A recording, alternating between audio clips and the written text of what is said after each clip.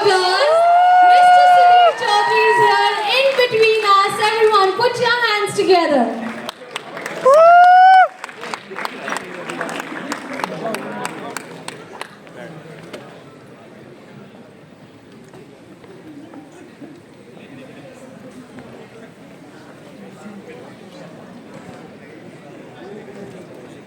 Come on, let's make some noise, everyone. A very, very warm welcome, sir. Thank you so much for giving your time to us today. Come on, make some noise, everyone. के बीच आज मैं आया हूँ और मुझे बहुत अच्छा लगता है कि यूथ के साथ, आज के जो युवा हैं उनके साथ ज़रूर हमें इंटरेक्ट करना चाहिए, क्योंकि दुनिया भर में सबसे ज़्यादा युवा हमारे देश में हैं और मैं ये कहूँगा कि शायद दुनिया भर में सबसे ज़्यादा टैलेंटेड भी हमारे देश के युवा ही हैं, यानी आप लोग हैं। तो मैं ठीक आपकी तरह 1990 से 93 तक यहीं दिल्ली यूनिवर्सिटी में पढ़ता था और आज जो सब्जेक्ट है जिस पर हम बात कर रहे हैं, जिस विषय पर बात कर रहे हैं, क्वेस्ट फॉर डॉन। अब क्वेस्ट फॉर डॉन 90s में कैसा था और आज के ज़माने में 2023 में कैसा है, उसमें बहुत बड़ा बदलाव आ चुका है। लेकिन एक चीज़ बिल्कुल सेम है, वो ये है कि जब मैं आपके जैसे यहाँ दिल्ली यूनिवर्सिटी में पढ़ता था, मैं भी लॉस्ट था और शायद अज्ञानी था, क्योंकि ज्ञान नहीं था। क्वेस्ट और डॉन, ये समझने की ज़रूरत है। डॉन क्या है? फ़ोन था, ना इंटरनेट था, ना फेसबुक था, कुछ नहीं था, ना गूगल था। टीवी भी बहुत कम घरों में हुआ करता था। मेरे घर में तो टीवी भी नहीं था, बहुत बाद में मेरे घर में टीवी आया। इसका मतलब ये है कि जो एक्सेस टू इंफॉर्मेशन आज आपके पास है वो मेरे पास नहीं था। आपके पास जितने सारे गुरु आपको ऑनलाइन आज उपलब्ध हैं, जितनी, अगर उस जमाने में अगर हमें किसी खास कॉलेज में एडमिशन लेना भी है तो उस कॉलेज में जाना पड़ता था, पहले वहां जाकर पता करना पड़ता था कि आपके पास क्या क्या कोर्सेज हैं। आज आपको जाने की जरूरत नहीं है, आप ऑनलाइन एप्लीकेशन भी कर सकते हैं, ऑनलाइन सब कुछ समझ भी सकते हैं। कोई समझाने वाला नहीं था, मैं अज्ञानी था और कंफ्यूज था। मैं साउथ दिल्ली में रहता था, एक सरकारी कॉलोनी में, और मुझे ये नहीं पता था कि नॉर्थ कैंपस में कौन कौन से अच्छे कॉलेजेस हैं और साउथ कैंपस में कौन कौन से अच्छे कॉलेजेस हैं। उस समय मेरे दिमाग में क्या बात थी, सबसे बड़ी चुनौती क्या थी कि मैं जहां रहता हूं, क्या मैं अपने घर के आसपास ही किसी कॉलेज में जा सकता हूं? ये नहीं सोचा कि दिल्ली में बेस्ट कॉलेज कौन सा है, और ना ही मुझे पता था कि दिल्ली में बेस्ट कॉलेज कौन सा है। मैंने सिर्फ ये सोचा कि मेरे घर के आसपास कौन सा है, क्योंकि मैं बहुत दूर जा नहीं सकता, मेरे पास उतने साधन नहीं है, मेरे पास उतने मीन्स नहीं है। और मैं I settle down with a college which was actually not the best, but it was near my house. ये कितनी बड़ी गलती थी, लेकिन उस समय मेरे सामने कोई गुरु नहीं था, मेरे सामने कोई लीडर नहीं था जो मुझे ये सारी बातें बता सके। ये जो समस्या है ये आज आपके पास नहीं है। इसलिए एक लीडर क्या होता है? जीवन में दो तरह के लोग आपको मिलेंगे, लीडर्स और मैनेजर्स। लीडर्स आपको मोटिवेट करते हैं, लीडर्स आपको सॉल्यूशन देते हैं, और मैनेजर्स सिर्फ आपसे काम करवाते हैं। एक बड़ा फर्क है। पहली चॉइस जो आपको लाइफ में है वो ये है, आप लीडर बनना चाहते हैं या मैनेजर बनना चाहते हैं? आज आप अपने आप से पूछिएगा।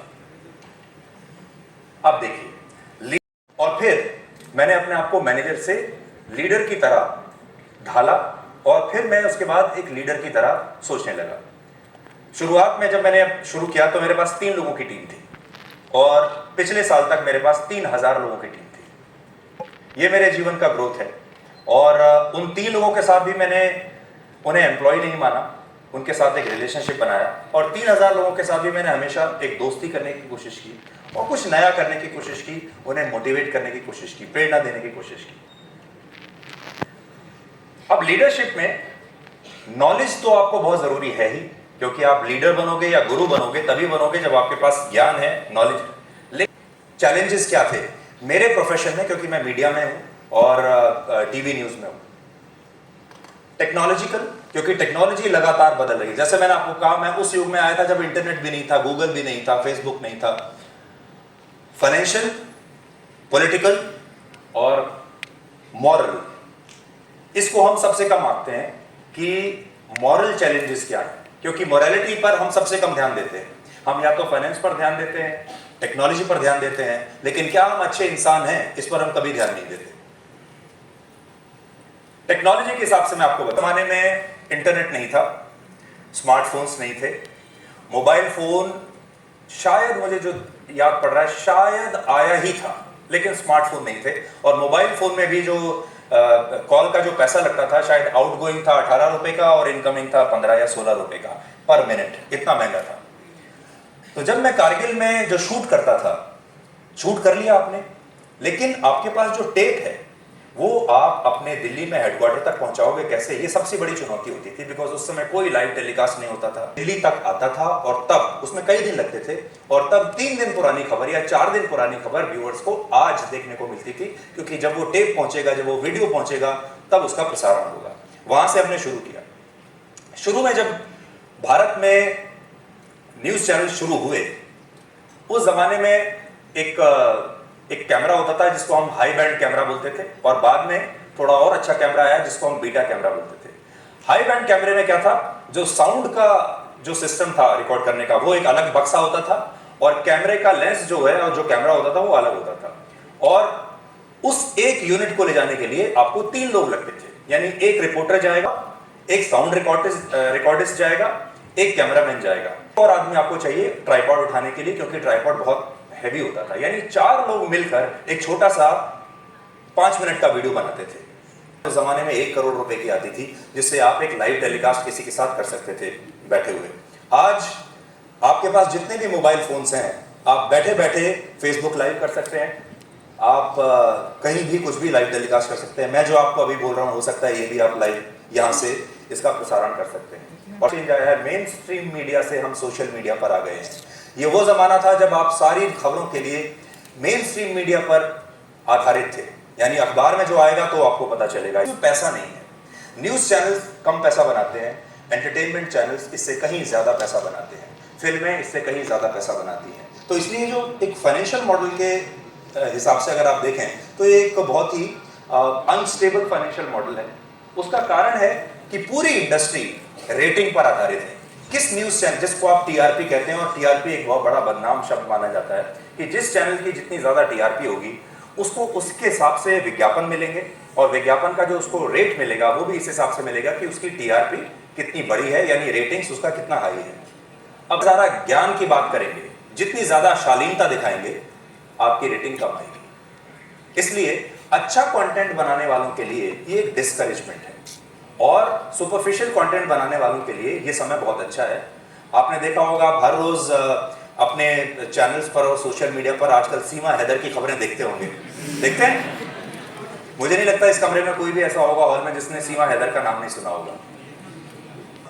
तब हमने एक ग्लोबल चैनल लॉन्च किया जिसका नाम था WION, और इससे पहले तक लोग सोचते थे कि भारत जैसा चैनल कभी भी कोई ग्लोबल चैनल लॉन्च नहीं कर सकता, और इसका ना तो बाजार है ना मार्केट है, इसे कोई देखेगा नहीं। I personally took it as a challenge, और उस समय जो मेरे बॉस थे सुभाष चंद्रा, उनके 2 विजन्स बहुत अच्छे थे। एक 1992 में जब सिर्फ दूरदर्शन था और कोई प्राइवेट चैनल नहीं था और ये फ्री मार्केट थी, तब उन्होंने जी टीवी लॉन्च किया, और वो तब ये समझ गए थे कि ये देश ऐसा है जो पैसा देकर टीवी देखेगा। और तब 1992 में जब जी टीवी लॉन्च हुआ तो केबल टीवी आया, और केबल टीवी क्या था, आप केबल ऑपरेटर को पैसा देते थे 200, 250, 300 रुपया, हो सकता है आज भी आप देते होंगे। ये पूरी इंडस्ट्री तब शुरू हुई, और ये एक विजनरी की वजह से शुरू हुई जिसने ये सोचा कि इंडिया में इतना बड़ा टीवी व्यूइंग में, टीवी इंडस्ट्री में इतना बड़ा बदलाव आ सकता है। इसी प्रकार से हमने ये ग्लोबल चैनल लॉन्च किया। सबने कहा कि ये घाटे का सौदा होगा, लेकिन उस चैनल को एक विजन के साथ, एक लीडरशिप के साथ, और अगर आपके पास कन्विक्शन है, मैं जब वहां से निकला तो वो प्रॉफिटेबल चैनल था और बहुत अच्छा कर रहा था, और उसको बहुत तारीफ मिलती थी। बावजूद इसके कि उसमें बहुत अच्छा कंटेंट आता था, सस्ता कंटेंट बिल्कुल नहीं था। आपको ग्लोबल अफेयर्स, इंटरनेशनल अफेयर्स की अगर जानकारी लेनी है तो वो चैनल इतना अच्छा था, और उसने ये साबित किया कि बाजार में अच्छे कंटेंट की भी आवश्यकता है और उससे भी पैसा कमाया जा सकता है। किसी कंपनी को स्टार्टअप कंपनी के माइंडसेट के साथ चला सकते हैं, और उसमें आपको सिर्फ जो काम करने वाले लोग हैं उनको ये बताना है कि आपको अपना ब्रांड प्रोटेक्ट करना है, आपको अपनी छवि प्रोटेक्ट करनी है, लेकिन you have to think like a startup. ये एक नया, एक हाइब्रिड कॉम्बिनेशन था जो हमने वहां किया। हमारी जो सबसे बड़ी प्रॉब्लम है वो है न्यूज एक फ्री मार्केट है, न्यूज के लिए कोई पैसा नहीं देना चाहता। आप सब लोग, आपका परिवार, आप सब जो न्यूज देखते हैं आप मुफ्त में देखना चाहते हैं, चाहे 1 रुपया दें। तो मुझे लगता है कि न्यूज कंटेंट में सुधार आ सकता है। मैं अपने स्तर पर जहां भी मैंने शोज किए, पहले जो मैं शो करता था जिस पुराने चैनल में, अब जिस चैनल में करता हूं, मैंने हमेशा ये कोशिश की कि अच्छा कंटेंट लोगों के सामने आना चाहिए। और एक दिन क्या ऐसा होगा कि उस कंटेंट को देखने के लिए आप कुछ पैसा भी खर्च कर सको, ताकि हमें एक एनकरेजमेंट मिले और हमें बाजार के दबाव में आकर खराब कंटेंट ना आपको देना पड़े। Political disruption is very important. इस दौरान कितनी राजनीति बदल गई, 90 से लेकर अब 2023 तक बहुत राजनीति बदली। नेता अलग अलग तरह के आए, लीडर्स अलग अलग तरह के आए। अब जो बड़ी बात है आज के जमाने में, truth to the power has a cost. क्या आज आप सुनते होंगे, क्या आज आप एक कड़ा सवाल, एक सख्त सवाल किसी से पूछ सकते हैं? और मैं यहां सिर्फ नेताओं की बात नहीं कर रहा हूं, आज आप किसी से भी कोई कड़ा सवाल पूछ ही नहीं सकते, चाहे वो एक्टर, चाहे वो खिलाड़ी हो, चाहे वो नेता हो। इंटरव्यूज जो हैं वो एक पीआर एक्सरसाइज बन गए हैं। नेता कब इंटरव्यूज देते हैं? जब चुनाव आने वाले होते हैं और उन्हें प्रचार करना होता है। एक्टर्स कब इंटरव्यूज देते हैं? जब उनकी फिल्म रिलीज होने वाली होती है। अचानक सारे एक्टर्स अपने अपने गुफाओं से बाहर निकल आते हैं और आप देखेंगे वो एक्टर सब न्यूज चैनल्स पर छाया हुआ है, क्योंकि उसको अपनी फिल्म का प्रचार करना है। इसी तरीके से खिलाड़ी।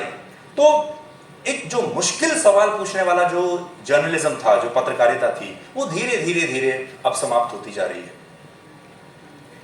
एक्सेस वर्सेस अकाउंटेबिलिटी, खास तौर पर ये जो मैंने आपको 3 चीजें बताई, हमारे देश में राजनीति चलती है, सिनेमा चलता है और हमारे देश में खेल चलता है। यहां पर आपको इंफॉर्मेशन जो मिलती है, वो सब एक्सेस पर आधारित है। मतलब एक अच्छा रिपोर्टर, एक अच्छा संपादक कितने नेताओं को, कितने मंत्रियों को जानता है, कितने मंत्रियों के फोन नंबर मेरे पास हैं, और अगर मैं उनको जानता हूं तो मुझे एक्सेस मिलेगी।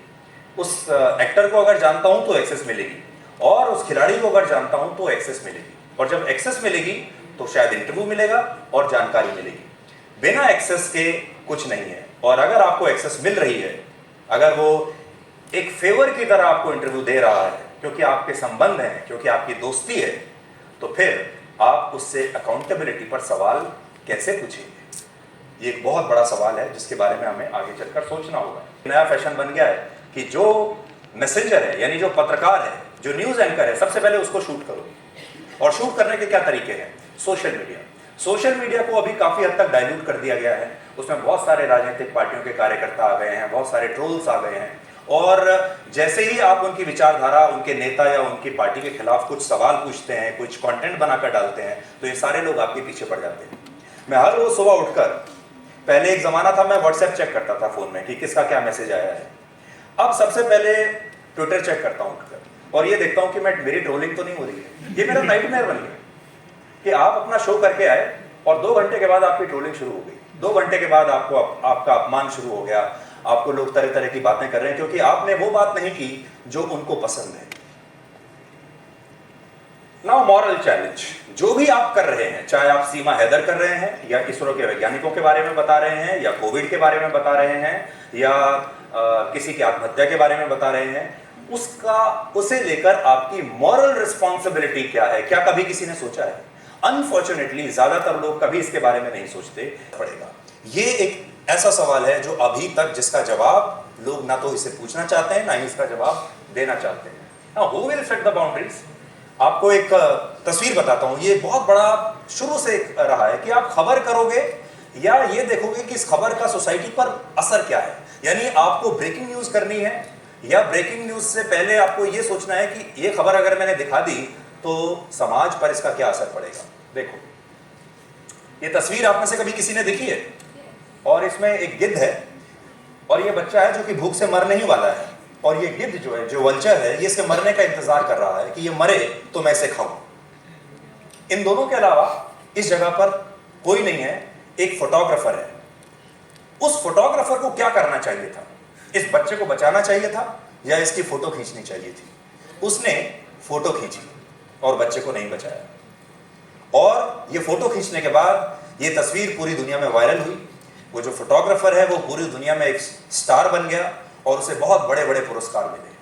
आज हमारे सामने जो सबसे बड़ा कंफ्यूजन है वो यही है कि 1990 में मैं भी आप ही की तरह ऐसे ही किसी कॉलेज में था, और तब मैंने सोचा था कि मैं आज इस एसआरसीसी में इतना प्रेस्टिजियस कॉलेज है, मैं आज आपके सामने खड़े होकर यहाँ मंच पर बात कर रहा हूँ, मैंने बिल्कुल नहीं सोचा था। तो क्या हुआ कि मैं आज यहाँ तक पहुँच पाया, और आपको क्या करना होगा कि आप भी एक दिन यहाँ खड़े होकर मेरी तरह इस तरह कोई लेक्चर दे रहे होंगे। मेरी जो नौकरी है, मैंने उसे कभी भी नौकरी की तरह नहीं लिया। मेरे लिए ये 9 to 5 जॉब नहीं है, मेरे लिए ये मंडे टू फ्राइडे या मंडे टू सैटरडे एक नौकरी नहीं है। मेरे लिए ये एक टास्क है, ये एक जिम्मेदारी है, और ये एक सेवा है। और मुझे ऐसा लगता है कि अगर हर रोज रात को 9 बजे मैं 1 घंटे का टाइम मुझे मिलता है, और उस 9 से 10 के दौरान करोड़ों लोग अगर मुझे देखते हैं, उनके परिवार मुझे देखते हैं, तो मेरे ऊपर कितनी बड़ी जिम्मेदारी है, मॉरल जिम्मेदारी भी है, मेरा एक कर्तव्य भी है। और क्या उस शो के जरिए मैं सेवा कर सकता हूँ, क्या इस देश के लिए कुछ कर सकता हूँ, समाज के लिए कुछ कर सकता हूँ, या फिर पीछे वाली एक फोटो दिखाकर मैं ज्यादा से ज्यादा व्यूज ले लूँ। तो ये मेरे मन में पहले दिन से एक भाव था कि ये जो प्लेटफॉर्म है, इसका इस तरीके से इस्तेमाल करना है कि देश में, समाज में और लोगों को इसका कुछ फायदा मिल सके। सो ये जो व्यूअरशिप है, ये ऑर्गेनिक व्यूअरशिप है। ये व्यूअरशिप इसलिए नहीं है क्योंकि मैं आता हूं और मैं आपके सामने डांस करता हूं, मैं आता हूं आपके सामने अच्छे अच्छे आपको चुटकुले सुनाता हूं, मैं आता हूं आते ही किसी का अपमान करता हूं, या किसी को आपके सामने कोई मसालेदार खबरें देता हूं, आपका मनोरंजन हो जाता है। ये इसलिए नहीं है। मैंने हमेशा अपने शो में ये कोशिश की कि मैं आपका जो 1 घंटा ले रहा हूं, वो ऐसा लूं कि आपको ये नहीं लगे कि आपका समय बर्बाद हुआ है। यानी to transform the society, nation, और सबसे बड़ी बात, ऐसी खबर जो आपके काम की खबर हो। News you can use. ये न्यूज जो मैं आपको देता हूं, ये आपके एंटरटेनमेंट के लिए नहीं है। और तो पहला मैंने आपको बताया पैशन। अगर आपके अंदर पैशन है तो आपका काफी हद तक काम हो जाएगा। Second, purpose. क्या आप जानते हैं कि जो पैशन आपके अंदर है, इसका पर्पस क्या है? आपको पर्पस पता होना बहुत जरूरी है, वही एक्चुअली दूसरे शब्दों में डाउन होगा। और तीसरा, परसेवरेंस, यानी लगातार बिना रुके, सर्दी, गर्मी, बरसात, दुख हो, सुख हो, आप बीमार हैं, लेकिन आपको लगातार हर रोज रात को 9 बजे पहुंचना है और अपने करोड़ों दर्शकों से मिलना है। और आपके अंदर एक अंदर से एक पैशन आता है कि नहीं, मुझे आज जाना ही है। और इसलिए ये जो नौकरी है, ये जो काम है, ये नॉन स्टॉप 365 दिन चलता है। रात को 9 बजे मैं कहीं भी रहूं, लेकिन मैं रात में 9 बजे अपने शो के लिए जरूर आना चाहता हूं, और मैं आता हूं। सिर्फ एक मैंने ब्रेक लिया है अपने पूरे करियर में। जब मुझे कोविड हुआ 2021 में, जब सेकेंड वेव आई थी, और मैं लगभग 15 दिन के लिए अस्पताल में था, वो मेरे लाइफ का इकलौता ब्रेक है जब मैंने वो ब्रेक लिया।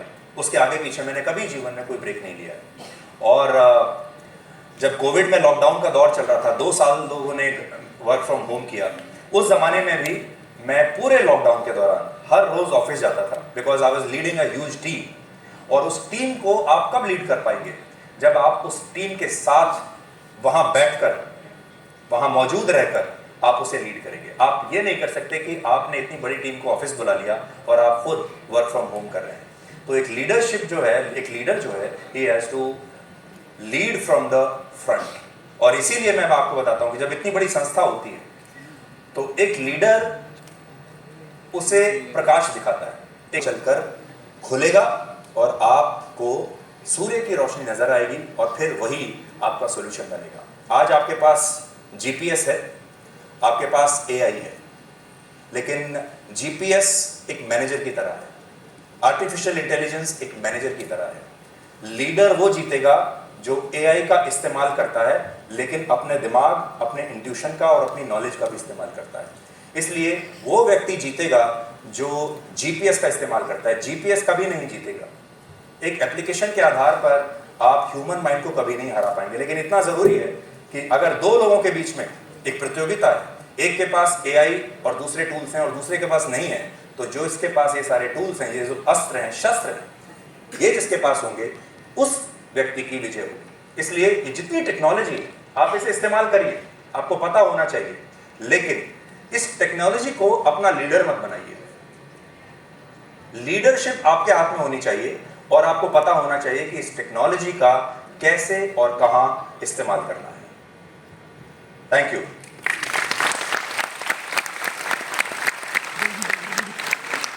Thank you so much, sir, for your talk. And we will proceed towards the question answer round. I request the team.